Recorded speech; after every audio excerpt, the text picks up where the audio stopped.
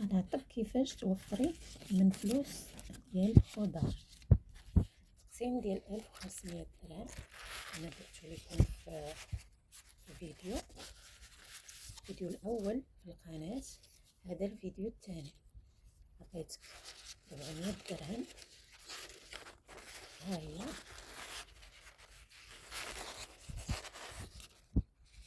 400 درهم، 200 درهم، 200 درهم.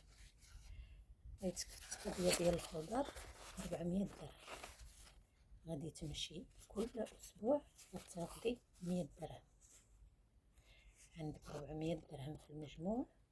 غتاخدي في الاسبوع الاول غتاخدي 100 درهم. هي غنشد 100 درهم غادي نصرفها وغادي نخبي منها واحد 10 دراهم.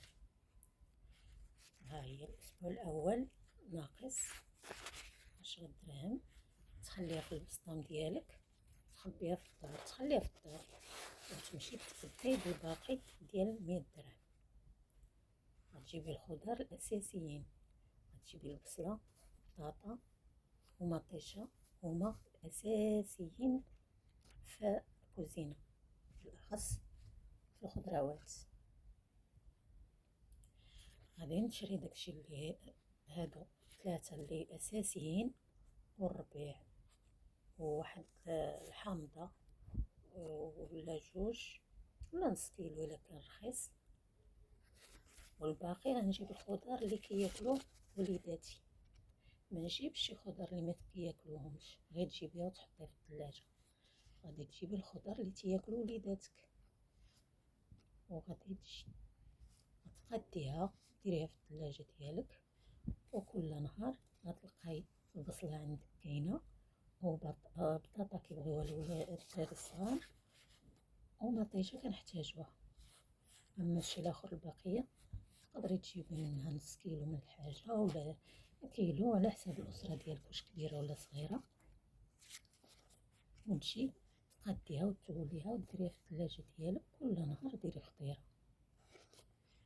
وغادي تكون عندك واحد اليوم او يومين ديال البقوليات. غديري العدس مع الحوت واحد النهيار، وفي الغدا ثاني غديري اللوبيا، باقي الحال بارد دابا، وعندك يومين.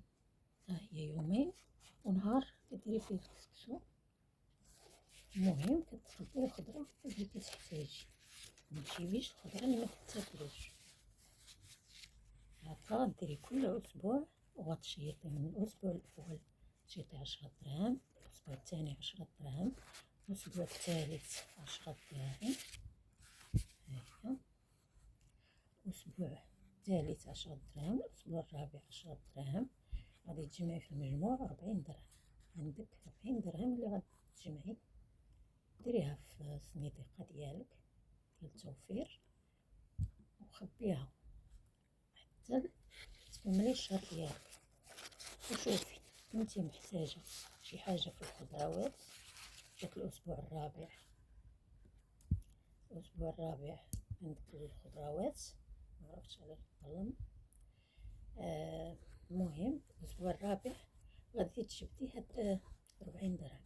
الا كنتي محتاجه شي حاجه، ما كنتيش محتاجاها غادي تخبيها ديريها التوفير ديالك. هذا هو التوفير ديال 400 درهم في الشهر. نقسموها على 100 درهم كل سيمانه، وكل سيمانه كنحيدو منها 10 درهم.